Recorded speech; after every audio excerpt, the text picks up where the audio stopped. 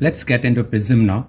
In case of prism, what we find is incident rays coming from here, and then it gets dispersed into violet and red light. All right. Now, if in case the ray wouldn't have got deviated, it would have passed this way, but practically it got deviated. So this was angle of deviation. Now this was the deviation for red light, and this was the path of deviation for violet light. All right. So if it would have not deviated, it would have passed this way, but practically it is passing this way. So in case of red light, if I extend it behind, it intersects the undeviated ray at this point. So this angle becomes the angle of deviation for red light. And if similarly, identically, if I extend the ray of light for violet behind, it intersects at this point. So this angle becomes the angle of deviation for violet light. Let's try to correlate wavelength with angle of deviation. Now, red light has minimum angle of deviation, whereas violet has maximum angle of deviation. Now, if you remember, I had presented this in my earlier video. Now, this is fine. This also is fine. Let's see these three equations. Velocity is directly proportional to wavelength, and wavelength is inversely proportional to angle of deviation. Do we find it here? I have made mnemonics for light. I have called it as gammax u vim ra. Gammax u vim ra. Gamma belongs to gamma rays, X for X rays, U for ultraviolet rays, V for visible, and M for microwave, and RA for radio waves. This is just a mnemonic. Violet is towards the gamma rays. So obviously violet has lower wavelength, whereas red has higher wavelength. So when we are talking in terms of wavelength of red, it is maximum. All right. And what is the angle of deviation? Minimum. Angle of deviation is minimum. So wavelength and this is fine. If I say lambda or wavelength is directly proportional to velocity, so we can conclude from here that if lambda is maximum, if angle of deviation is minimum, and we know lambda is maximum, and if lambda is maximum, then velocity also has to be maximum for red. Identically, we can also prove the same for violet. Violet has maximum angle of deviation, so its wavelength has to be low. So yes, wavelength of violet is lower than that of red. All right, so that follows. All right, so for violet, relationship between lambda and delta, as we have seen here, it follows inversely proportional. All right, if lambda is more, angle of deviation has to be low, and if lambda is minimum, angle of deviation has to be maximum. So angle of deviation is maximum, so lambda is minimum. And the relationship between velocity and lambda is directly proportional. So if lambda is minimum, velocity and lambda directly proportional. So if lambda is minimum, even the velocity has to be minimum. And that's the reason why we find violet light bending down more than red light. The relationship which I was talking about, and how it becomes easy for us to correlate with wavelength and angle of deviation. All right. Please bear in mind that by no means am I trying to get into derivation by any means. Okay. I'm just putting in some shortcuts so that you can keep these in mind for your numericals. This is the prism. and this is a ray of incidence, this is the angle of incidence, and then it bends towards the normal as it is moving in from rarer medium to denser medium, and then again when it comes out over here, it's moving out from denser to rarer, so it moves, so the ray moves away from normal. In this case it moves towards the normal, the ray moves towards the normal. In this case the ray moves away from the normal. This angle is called as angle of incidence. This angle is called as R1, angle of refraction 1.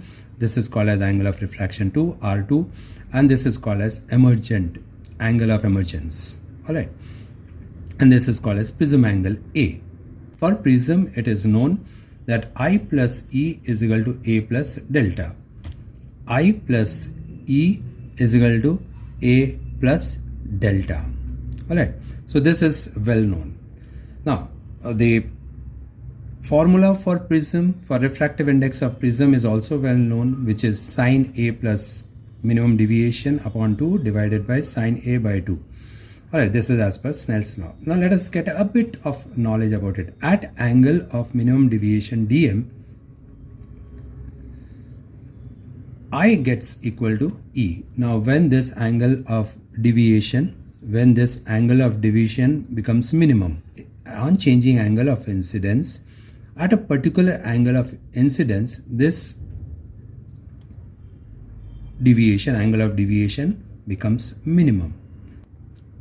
At that time, I is equal to E. I is equal to E. Alright. So, now we already saw I plus E is equal to A plus minimum deviation. Now, I becomes equal to E, that means this also could be written as I. So 2I is equal to A plus delta. So this is what I have written over here. I plus E is equal to A plus minimum deviation. Now we would be mentioning it as minimum deviation. I plus E is equal to A plus minimum deviation. So E is also equal to I at minimum deviation. So it becomes 2I is equal to A plus minimum deviation. So formula for I becomes A plus dm upon 2. Similarly, at minimum deviation, R1 is equal to R2. Alright, so R1 plus R2, R1 is equal to R2 is equal to R.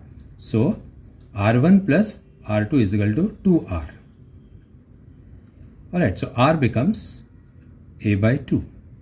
So angle of refraction becomes A by 2 and angle of incidence becomes A plus dm by 2. Angle of minimum deviation. A plus angle of prism plus angle of deviation divided by 2 is I. So we put it into Snell's law, which is sine I over sine R. So we put in that, and as a result we get this formula for refractive index of prism. Alright, that's what I have proved here. Snell's law, sine I over sine R. So instead of sine I have put in the value which we got, and for sine R I put in the value that I got over here. So we get this formula. Alright, that's about getting formula of prism via Snell's law. Let's understand few formulae for thin prism. It's called as thin prism only when angle A is less than 10 degree. Alright, so when such is a situation, the angle of deviation, we know what is deviation, I showed you. Angle of deviation formula is A into refractive index minus 1.